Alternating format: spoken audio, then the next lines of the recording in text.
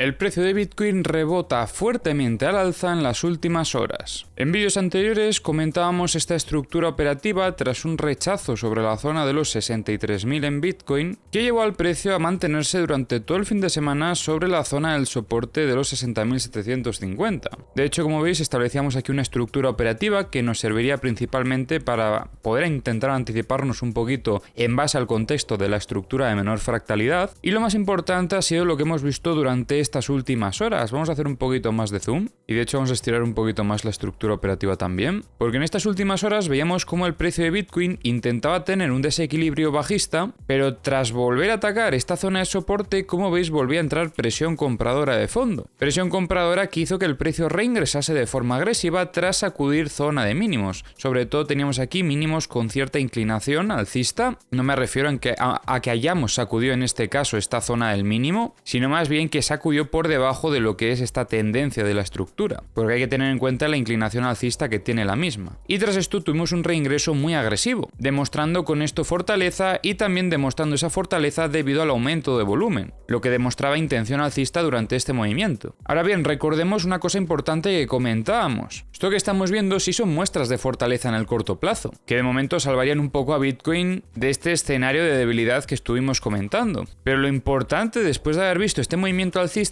es que el precio de Bitcoin por lo menos consigue encontrar equilibrio en esta zona operativa de los 63.000, porque es que si volvemos a ver otro rechazo operativo y vemos que ataca otra vez el soporte, ahí simplemente tendremos en cuenta que esto ha podido ser una trampa para liquidar todas esas posiciones en short que hemos comentado que había en la zona de shorts en vídeos anteriores. Ahora parece que el precio ha perdido un poquito de momentum alcista. Lo ideal sería que aunque tengamos un retroceso, que el precio se intente mantener por encima de la zona media, por encima de los 62.080. Y a partir de aquí, que de hecho tendríamos varias confluencias, como veis tenemos el VWAP semanal, la parte alta de esta estructura con cierta inclinación alcista y la zona media de la estructura operativa de mayor fractalidad, pues después de testear esta zona lo ideal sería que intentas atacar con más fuerza la resistencia de los 63.485 para valorar en este contexto que pueda iniciar un movimiento de continuación alcista posteriormente. Si viene hasta esta zona, no consigue soportar y termina atacando zona de soporte, lo que hemos comentado anteriormente, muestras de debilidad porque este impulso alcista se podría haber visto simplemente por esas liquidaciones de shorts que teníamos sobre esta zona operativa. Y hablando de liquidaciones, vamos a revisar como siempre las herramientas. Os recuerdo que tenéis en la descripción del vídeo los enlaces a todas las herramientas que utilizo. No había tanta liquidez en la zona de shorts, pero lo poco que había se lo han llevado, aunque como veis ha aumentado la liquidez en la zona de los 63.495 aproximadamente, que es una zona que ahora mismo está bastante cargada, y también vemos bastante liquidez en la zona de los 60.000. En los mapas de 100x destacamos aquí en los 63.487 como hay un poco de liquidez, y también en la zona de los 60.400. Los bots de alta frecuencia han acompañado durante este movimiento alcista. En cuanto a la liquidez de 50x, vemos que hay bastante en la zona de los 60.025, y en 25x vemos que han venido a liquidar toda esta zona que estaba bastante cargada, en torno a los 62.930.